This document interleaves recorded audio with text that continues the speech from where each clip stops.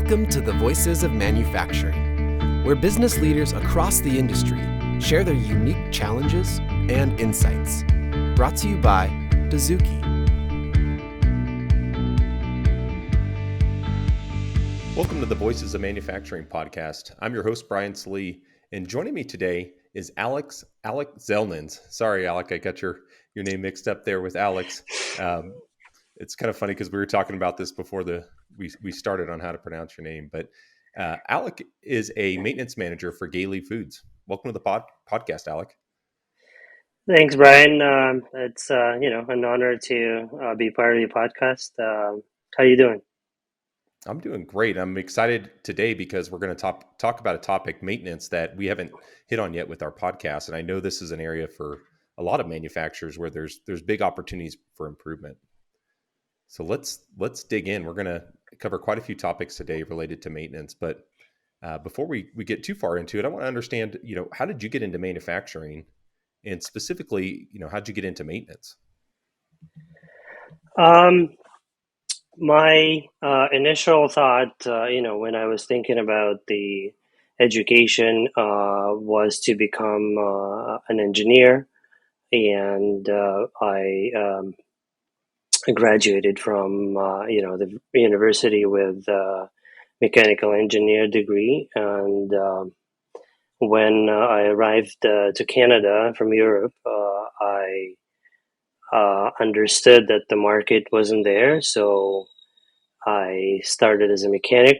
I worked in different facilities. My career started at injection molding facility that makes all kind of plastic things. Then I got a job at a facility that makes laundry detergent and bar soap. And later the opportunity came and I switched to food, and I stayed with food since then. So it was a facility that made side dishes, and I worked there as a mechanic for quite a few years. Then another opportunity came, and I became a maintenance supervisor. I basically was looking after the same guys that I used to work with, kind of became their boss.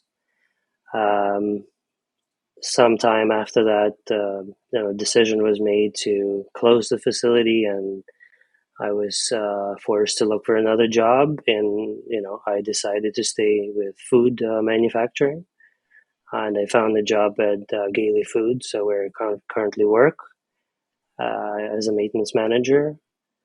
And I like the job because it's exposed you to technology, to people. You make sure that you look after the equipment and the people to be able to make food, safe food for the consumers. Yeah, and that's interesting that you had an engineering background and got into maintenance. How helpful was that for you, especially early on in your career? When you were working as you mentioned, as a mechanic, did you grasp a lot of the fundamentals of maintenance really well because you had that engineering background? Is that I guess really necessary for someone looking to get into maintenance? Yes and no. You can start, being an apprentice and then grow into an electrician or maintenance mechanic or controls engineer. But you do need to have a skill set of, being technical, fixing things, right? When I was a kid, I was always playing with, things, and it was always interesting for me to see how they work and try to fix them. And, during the time, I probably broke a couple of toys, but a couple of them were fixed. And this is kind of grew up into to vision being an engineer to design things. So you've always kind of had, even as a kid, you've had that kind of tilt towards taking things apart, seeing how they work, and trying to repair them. Yes. Yeah. My No, that, favorite, my favorite thing was to I got a hold of some old machine. I don't remember what is it called, but it was a mechanical calculator, and that thing fascinated me. How mechanically you can make calculations. Growing up with calculators and maybe a bit of computers, it was always cool how you can add and subtract with that kind of machine, right? absolutely. Well, I want to shift in. We're going to dig a little bit deeper into understanding, maintenance programs and kind of why some of the reasons equipment fails and how to prevent those. But before we do, let's start at the top. How would you define maintenance? Because I know for a lot of our listeners, and for me personally, I always think of maintenance for more of the preventative aspect, but I know there's so much more to it. So how would you define maintenance? Well, the goal of the maintenance is to raise company's productivity by lowering the total cost of its equipment. Over every stage from design and fabrication through the operation and maintenance, including the initial cost of the equipment itself. Maintenance and other running costs and losses due to equipment deterioration. The goals of the maintenance that equipment performs its functions whenever required and at minimal cost, and you have to maximize the goals and minimize means of attaining goals, meaning that you have to spend less money to make equipment more efficient. Yeah, let's break that down a little bit because I there's something in there that you mentioned. When it comes to even just designing and building the equipment, that's going to play a huge role in the lifespan of that equipment and how well it works, and it's going to play a big role in achieving the company's goals of maximizing productivity. Um, is it common for a lot of manufacturers to work closely with their design engineering firms that they're working with to design this equipment? Well, when you think about new equipment, and it probably would come from the request from R&D that we want to run this product, right?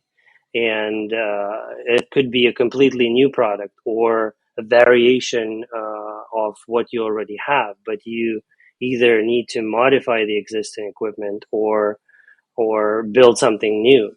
So yes, a major role in the equipment installation and fabrication and all the design and the project is done by engineering department, but they do use maintenance a lot because especially if it's the variation of the product, something that you already have in place, engineers come and install and they don't stay with the equipment. It all has to be done by maintenance staff. So the knowledge gained over the years is very valuable for them. And for example, the equipment has been installed and it's making this carton of liquid product. And over the years, you found that the forming and filling of the product has its flaws due to several factors. So this information is very vital for engineers when they design the new equipment. So they always consult with maintenance, and maintenance team is part of the new equipment installation or even new product launch as well. Got it. So a lot of the feedback, as you're saying, is coming from maintenance, feeding back to R&D engineering on that new equipment design. This is what we've seen over the years where the equipment is failing. We want to make sure we have a better design so this doesn't happen. So there's that aspect of collaboration, and then it sounds like there's this other aspect of collaboration where you've got the new equipment designed and built, and it's being installed. At that time, how do you pass on the knowledge from the folks who were building it, the whatever firm you hired and the engineers, to the maintenance team that's going to be responsible for maintaining that equipment? Well, when the new equipment arrives, the training is kind of created in parallel to make sure that the operators that will run the equipment and maintenance that will make sure that equipment runs, they're getting the training material, and it's basically starts from the OEM training, whatever the original equipment manufacturer recommends, and they create manuals. So these manuals could be turned into SOPs for deeper understanding. And the time after the installation, the equipment starts, and several things could be discovered that change the behavior of the equipment, so that could be captured again, and the SOP could be modified to improve the training for the operators Got and it. Yeah. maintenance. Yeah. So this idea that, maintenance, and I'm coming from my perspective, which is so much of maintenance in my head is preventative. There's a lot more going on here in this kind of cycle of the feedback and then the preparing new equipment to be used for a new product launch. That's fascinating. I want to shift into another question here, and something you already started to hit on is, what role do the operators play and other non-maintenance employees in a manufacturer's maintenance strategy? Well, great question. Operators are the main, you know, people who run the equipment. They uh, start the equipment, they stop the equipment. Most of the facilities, or majority of the facilities, operators are used to do the changeovers. So it's their baby. Maintenance is only to make sure that equipment runs, like you mentioned, do a preventative maintenance, and if equipment stops, breakdown or whatnot, then maintenance is getting involved. But the majority of the tasks done on the machine are by the operators. They they know how to run it. They know where the problems are, and the operators are the best resource for maintenance staff to understand what is wrong in case of a breakdown. If operators gives a mechanic a clear description of the problem, it's 50% right there. Mechanic knows already, uh, this vital information, and then they'll be able to fix the machine quickly, right? And if your operator is calling you and he says, "Oh, the machine just stopped," then the mechanic will have to ask the operator to restart the machine and see what's happening. So operators are very critical in terms of equipment performance. Yeah, and that collaboration between the maintenance technician and the operator, that seems really critical for them to be able to communicate well together. And it sounds like the maintenance technician, do they have a standard set of questions that they're usually running through with the operator, understand and try and diagnose where issues might be coming from, or the issue might be coming from? Well, it depends. If the team, usually it's a shift that runs together. The operators and mechanics are the same, and they either rotate or stay on the fixed pattern. And um, when the operator pages maintenance, and they will come to the machine, the operator will deliver the best knowledge of the problem to the maintenance guy. And if that tandem uh, is um, is working well, then the operators will have to say just one sentence: I have a jam, at the flap Okay. folding Yeah. part, and the mechanic will know exactly what to do. So it's the experience of working together. The more time they've spent together, the easier it is to going to be to diagnose some of these issues and really recover from maybe a downtime event. Yes, Excellent. and if that's right, and in the if the operator is knowledgeable and he or she will have basic set of skills, then it will help them to deeper understand the problem and provide 50% of this solution to the mechanic or electrician to fix that issue. Got it. Again, another question here. When I hear, we work with a lot of manufacturers, and oftentimes I always hear about downtime is kind of this common thing that occurs. Unplanned downtime. Something happens to the equipment, the machinery, whatever it may be, and then you've got sometimes multiple hours of downtime, and you're not producing product. And so what role does maintenance play in achieving the company's production goals, especially when you're dealing with like you're in food manufacturing? It seems like the equipment is key to making sure that you're continuing to produce. Yeah, the breakdowns are the biggest problem that creates equipment downtime.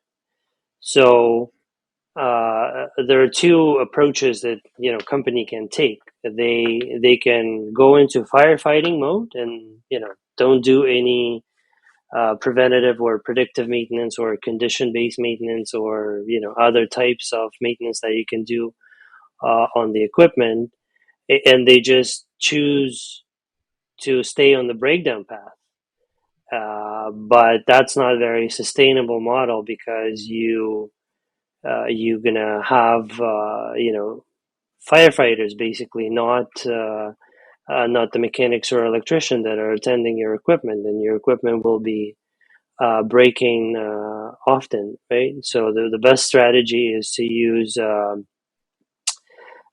planned maintenance, predictive maintenance, and other approaches that will help you to um, you know prevent the failure from happening, or even predict that your condition is being changed. The vibration levels on this particular bearing are started to creep up. You need to do something. That's the best approach to deal with the issues. With companies you've worked in, and you don't have to get into specifics about which companies, but have you seen both sides where you come into an organization and they've got a really great maintenance strategy in place already, and they're doing a lot of the preventative maintenance, and then have you joined other companies where there's just no strategy and is more the firefighting? I've seen both. I've seen companies that have a great PM program, and all it needs is a bit of a tweaking, right? It's a continuous process to improve. For example, if you have this particular program set up to replace the seal on the pump, and you need to do it. Your PM program says you need to do it every 9 months, and you do it every 9 months, and everything is fine. You have no breakdowns on that equipment. You can even look at the extending, to 10 months, or maybe even more. Maybe you're replacing that seal too often, or on the other hand, you will see that the seal will start leaking 7.5 or 8 months prior, instead of 9, right? So you will need to look at this PM program and adjust this to, let's say, 7 months, and then it's, as I said, it's a continuous process. Yeah, In order to make a perfect PM program, everything needs to be reviewed and analyzed. that's really interesting. So there's this idea that once you have a PM program in place, then it's dialing in for each component or each machine, when's the right time to actually do that PM, because it might not be what's recommended by the OEM. It could be longer, it could be shorter based on the way you're using the equipment. Well, as I said earlier, you start with OEM. OEM is going to say, Yeah. replace that seal every year. And this is where you're going to start. You replace, 1 year passed, you replace that seal, and it's fine. Then second year, you replace the seal and you look at the seal and it's in good condition. And you put the team together or maybe send the seal for analysis, and the seal manufacturer would tell you it's in perfect condition. You can get another half a year out of it, right? So you adjust your program to be, instead of 1 year, be a year and a half, and then you continue monitoring. On the other hand, they recommended you a year, and then it failed 5 months after, and you will need to then understand why did it happen, right? You can have multiple reasons why the seal could have happened, right? The breakdown on that seal could have happened. Got it. Well, let's transition here. I know we're kind of hitting on some high level topics, and I wanted to get into some real specifics here. Uh, what are the common reasons equipment fails? And I think you mentioned, there's typically about 3 common reasons. What are those reasons? So all the equipment deteriorates with time, causing its design strength to dissipate. Eventually, it may become unable to, hold the stress placed on that equipment during the operation, and then it fails. So that would be uncorrected deterioration. The number 2 is unchecked stress. Equipment sometimes fails, even though it maintains the specific strength, and when forces are applied to it, are greater that were designed by the engineers. And the third reason, it could be that it's not strong enough, and the equipment may fail under normal stress, and the weakness is the design again, right? So the original equipment manufacturer thought that this particular seal that we talked about would live for a year, but something else is causing it to fail. Yeah, and with equipment, as you mentioned, one of the top reasons there is it's just natural deterioration. It's getting older, the equipment's getting older, and it's reaching its end of lifespan essentially. Is there really any way to prevent that from happening? And it just seems like it's part of the journey of a piece of equipment. Eventually it's old and it's going to fail. Is there anything you do to prevent that from happening? Yeah, like you said, natural deterioration is when it wears normally under normal conditions, right? And we kind of talked about this already. It's you receive the instructions from OEM that replace that pillow block bearing every 2 years. Then you make this part of your time maintenance, which acts as a rolling calendar of parts replacement or adjustments. Another way to determine the cycle of replacement is to use the data from breakdown analysis. If the part or assembly fails before it reaches end of life, reduce replacement time and edit time-based maintenance for this particular part. Got it. So if something a component were to fail, and it's out, maybe it's outside, it failed before it was supposed to fail, you're going to do an analysis to understand why it failed.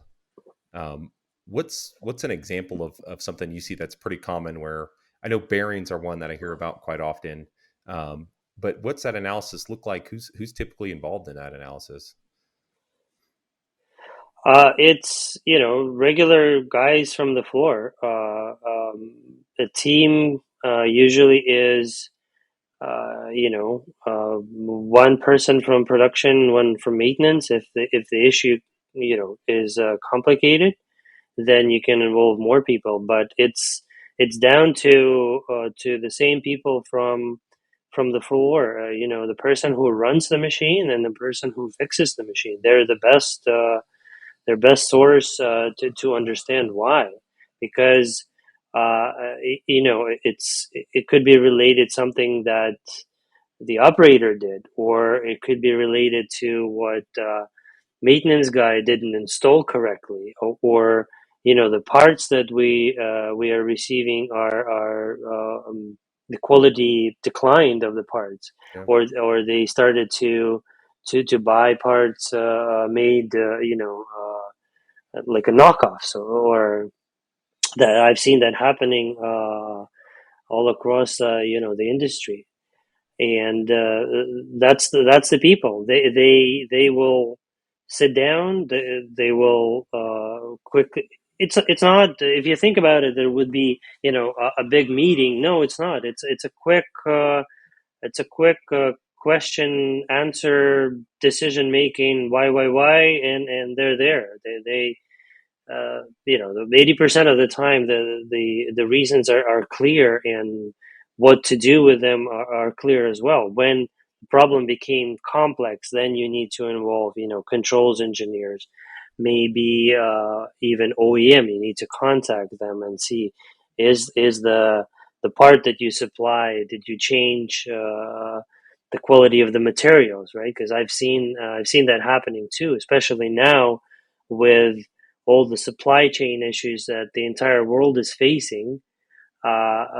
Suppliers, they just change the material. Let's say this plastic that has been used for this particular part, they decided to replace with something similar without telling us. And then we put this part on and it failed, didn't even work 50% of its lifespan, right? Yeah. And then you contact, the complexity could go very, very high and deep, but usually like 80% of the time, it's just people from the floor, maybe a maintenance supervisor or parts guy.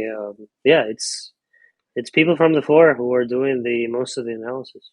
Yeah, and do you recommend for most companies to have kind of a structured way to, assess why a part failed? Is there like I'm thinking of like a 5 whys type of analysis, some sort of framework that you typically use or see companies use in these analysis that they're doing? Well, you need to use from what we discussed earlier, like these three main reasons, right? Why is it happening? Like you said, the 5 why analysis would be the best. If the problem is more complex, you can use something like a Ishikawa diagram, or a fishbone diagram that Yeah. is known to the general population. You have to determine whether it's natural deterioration, forced deterioration. Is it the lack of knowledge? Is it the design issue? Is it a weak point design, or it simply is out of operating conditions? And based on your findings, you will either train people, contact OEM, or start conversation with engineering department to look at that assembly, how to make it working, reliably, right? Got it. And I'm really curious just on these frameworks, when you're doing this analysis, it's, is there different types of failures where you're going to dig deeper? Is there any way to like rate the type of failure in any type of system to where at this type of failure, it was catastrophic and caused damage to the rest of the machine, like one part failed and it caused more damage. And so we're going to dig deeper and do a much deeper analysis. Is there any way to rate it? Equipment failures? Um, well, you have to look at this from the view of equipment criticality. Uh, is this equipment critical, right? They usually use, the industry kind of standard is, double A equipment, A, B, and C. The double A being your critical pieces of equipment. If you lose that critical piece of equipment, you can jeopardize the entire plant or one department or shipping department or receiving department, something that will um, put a stop to production of the entire facility. If you're talking about the um, equipment that is less critical, let's say you have two or three similar lines and they're not all utilized, you can always transfer the production to the other line and fix this one while the other will be running. Right? It's all the value of you know of a problem sorry, not the value of the problem, the criticality of the equipment will sort of guide you how deep you need to go into this problem and find the root cause, right? Got it. So you're not even starting with, really what rating the failure. It was how critical is this piece of equipment to production, and then from there we determine how deep we're going to dig into analyzing this problem and trying to figure out why it happens. Well, we will certainly analyze every breakdown that put the or created the major downtime, right? Whether it's critical equipment or not, but you would focus more on the critical equipment. For example, if you have a boiler or a couple of boilers, and your plant depends on steam, your boilers are double A, and you need to put all the efforts to understand why did that boiler break down, so it's not going to happen in the future, Yeah. because you're while the boiler is down, your entire facility is down, or maybe 50% of the capacity of the plant is not operating because of that. Got it. Okay. Well, I want to transition now. One of the things you had mentioned, one of the aspects or one of the common reasons for equipment failure was around employee knowledge. And really interested in this one because of what we see happening right now in the industry. We've got a lot of folks who are retiring. We're losing a lot of our, most experienced employees. And at the same time, we have a lot of new people coming into manufacturing that don't have any experience.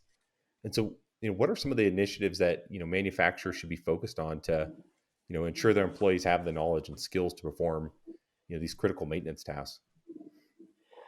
Oh, well, you need to focus first on your team, that the team has the knowledge, that doesn't require third party to come in every other day to deal with the issues, right? You need to have a good set of mechanical skills. You need to have a good set of electricians and electrical knowledge.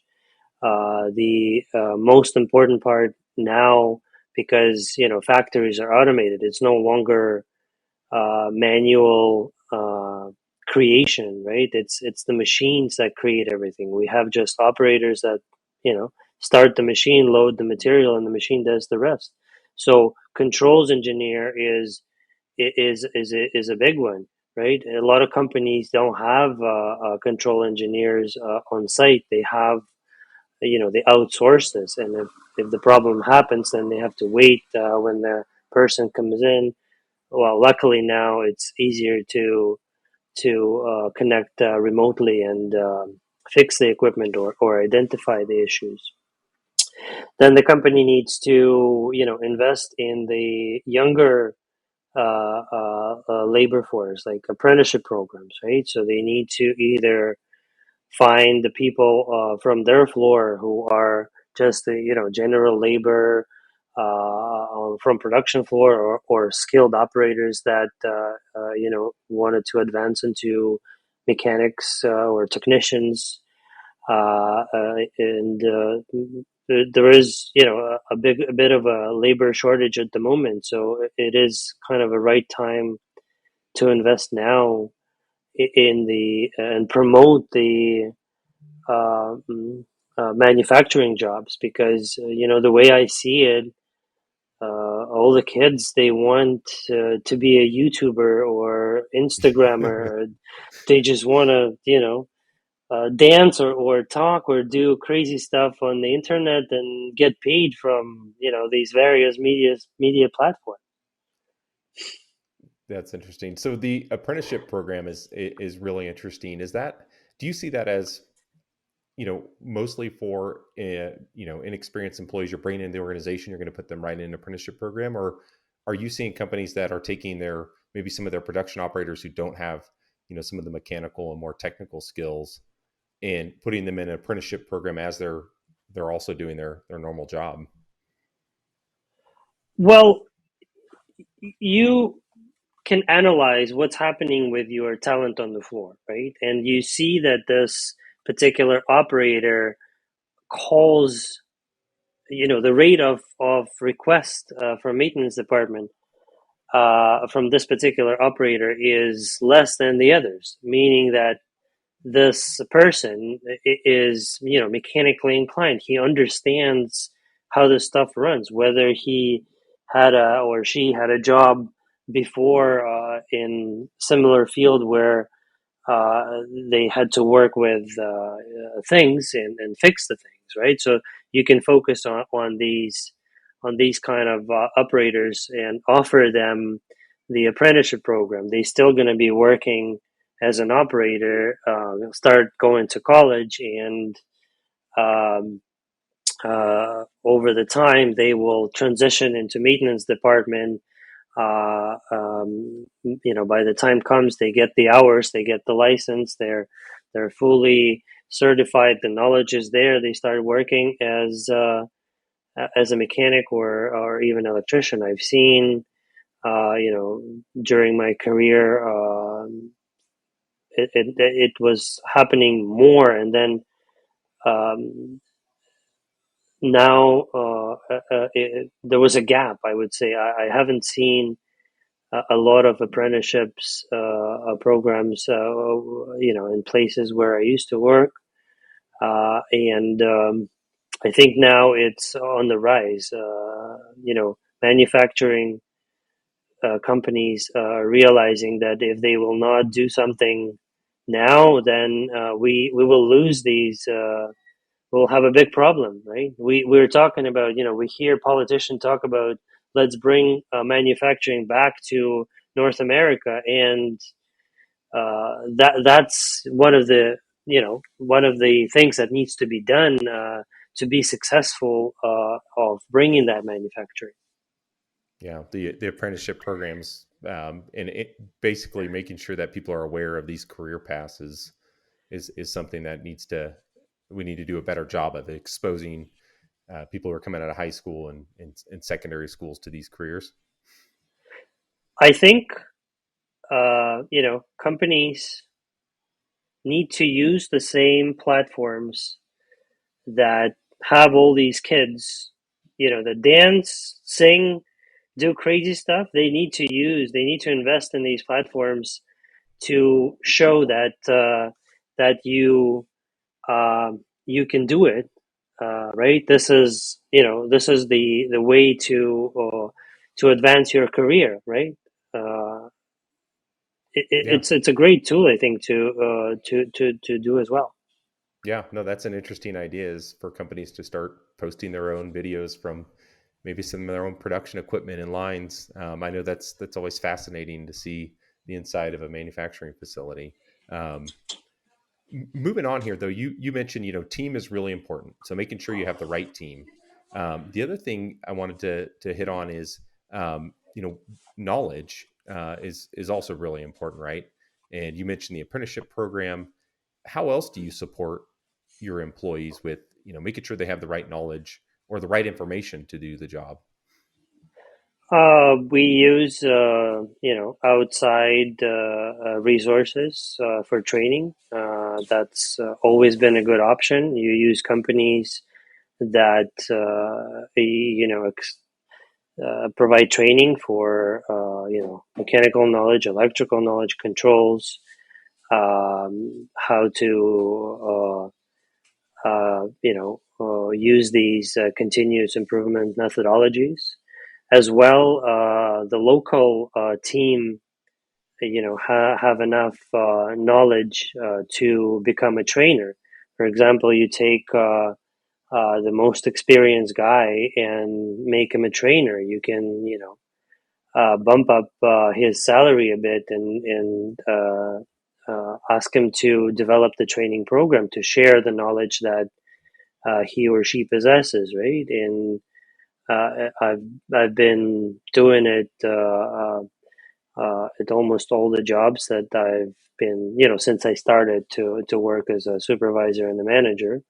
You use the local talent to create the training, right? And then if you need to, get more into details and specifics, and that particular person doesn't have the knowledge, then you can bring the third party to kind of polish the training material. That makes a lot of sense. So you one of the things that you do when you come into a company then is you evaluate what does the training program look like, and then if it's not there, you're leveraging the employees that you already have, the experts you already have, to kind of capture some of their knowledge and use that train the new folks that are coming in. Yeah, usually it's a common approach when you hire someone young or new. You pair them with the most experienced guy, right? Let's say if they would be shift mates, you take the best guy with the most of the knowledge, and you pair them with the person who just arrived to transfer that knowledge, right? It's the same principle, sort of. When you talk about deeper training, right? And in the same way, when you are ready to purchase the equipment, or even in design stage, you involve the same people. They will be helping you to review the OEM training and make corrections in the future when you start the new equipment, and something will start to happen with the equipment. You can use the same person to adjust the training manual for the maintenance, and say in a similar manner you involve operators as well that will become kind of a subject matter expert, right? It's the concept that is known as train the trainer, I believe. Yeah, absolutely. Well, moving on here. I know I've got a few other questions for you I wanted to hit on. This one's more of, kind of the outlook for maintenance. Where do you see maintenance headed in the next 5 years, specifically at manufacturing companies like yours? Well, I see more technology coming in. That's for sure. We already, use a lot of automation that runs the machines, and some of the machines have self diagnostics built in, so it will tell you that there is time to do a service, or you need to check this or check that. And I would see that there is more technology will be coming in, right? If you look at the manufacturing few years ago, everything was on paper. You give a new employee a binder with thousands of pages to go through, right? It's impossible to search through it, right? It was a nightmare. I mean, since we have the tablets and the portable computers and mobile devices, it's much faster and easier to learn, right? Instead of you going through the binder and looking for how to adjust this assembly, you now simply scan the QR code, and it takes you to the page where you see the instructions. And I've seen some of the companies are piloting that, you point at the assembly of the machine, and it sort of shows you what needs to be done, and which not to loosen, and which rod end to adjust, and things like that, right? So there's more technology coming in, and it will be um, easier to troubleshoot and resolve the problem. And I believe there will be less problems because technology is involved. Yeah, that's a good outlook. More technology, getting away from paper. Um, what about, and you mentioned apprenticeship roles is playing a huge role in this, as far as bringing new people into the industry and kind of building up their skills. Um, are there other initiatives you see outside of technology and obviously apprenticeships and things like that are going to be critical for manufacturers to really have a successful maintenance program? Well, like we discussed earlier, yes, you need to invest in people as well, because you can't have the fully automated plant. You still need people who will work there, who will fix the equipment. I don't see in the next 5 years we're going to have robots replacing people that are, robots fixing robots. And, Yeah. looking at the 20 years back when the robots starting to fix robots, it's never good. Then the entire human race will be wiped. So we need people, yes, definitely. Training more people, and I guess companies realize now that they need to invest in the training programs and apprenticeship programs to make sure that the labor is available to run these machines. Yeah. Do you see it as that technology gets more complex, we become more and more automated, the training is going to become more and more critical then, because of the repairs, the maintenance, whatever it is that we're doing is just more complex, requires a different level of knowledge. Well, the best part now, look at all the kids in the older generation. We all have phones. We know how to use the phone. We know how to use the tablet. We understand, how internet works. Uh, the majority of the knowledge is already there. So if your training will be on the tablet, right, you don't need to invest in how to use the tablet. People know already how to use the tablet and the technology, right? And they will receive something in their hands that they do otherwise, right? They will have the same mobile device that they use for entertainment communication purposes, and they will use that to train themselves how to run the equipment, how to fix the equipment, right?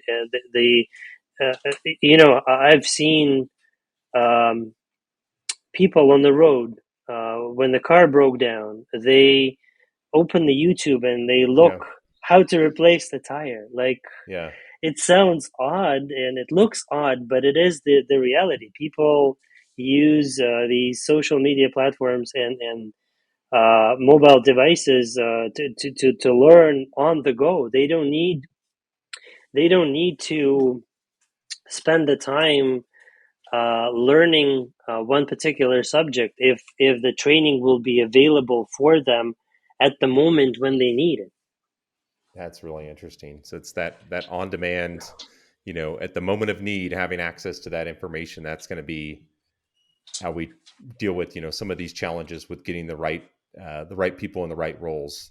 Even if we can't find the right people, we can equip them with the right tools. Then is essentially what you're saying. Well, Great. yeah, but you need to have a basic training, right? You have to have a basic electrical training, mechanical training in terms of safety. You can't ask a person that never done this before to go and work on the electrical system or do some troubleshooting, when it's live, or asking a person that never replace the seal on the pump, or a gearbox, or a bearing or shaft. They need to know how to use tools and that, right.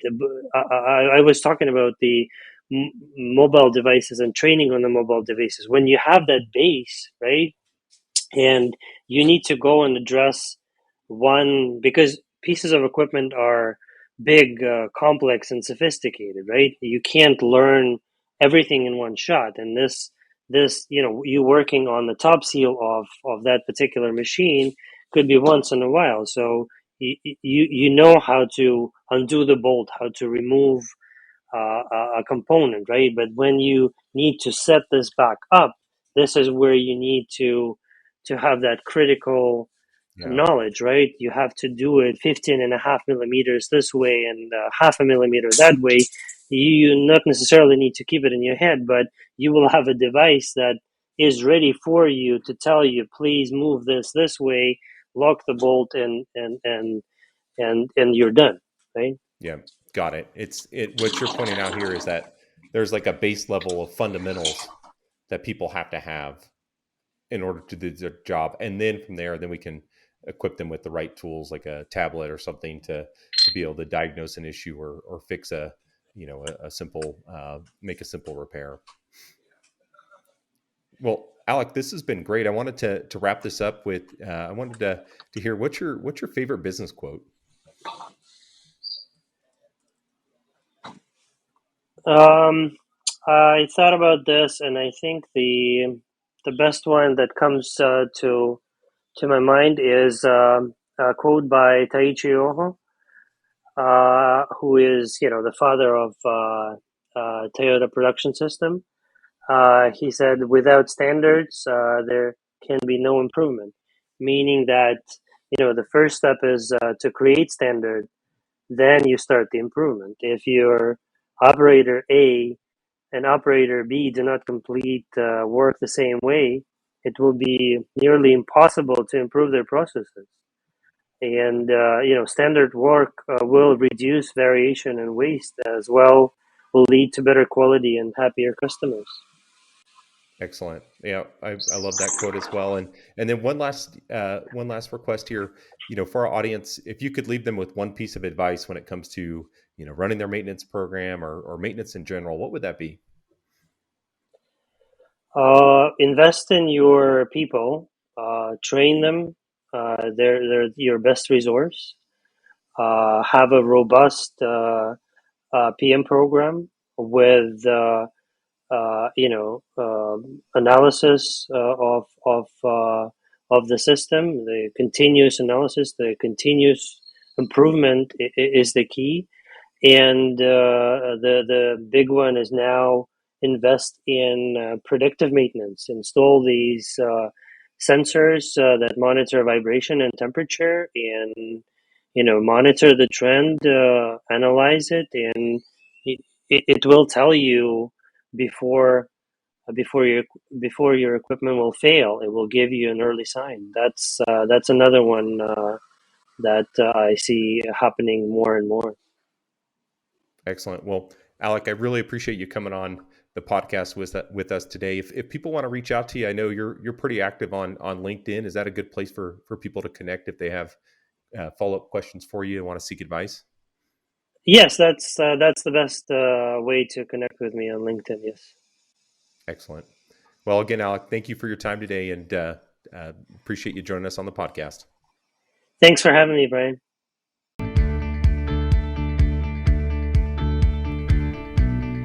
Thank you for listening to the Voices of Manufacturing, brought to you by Dozuki.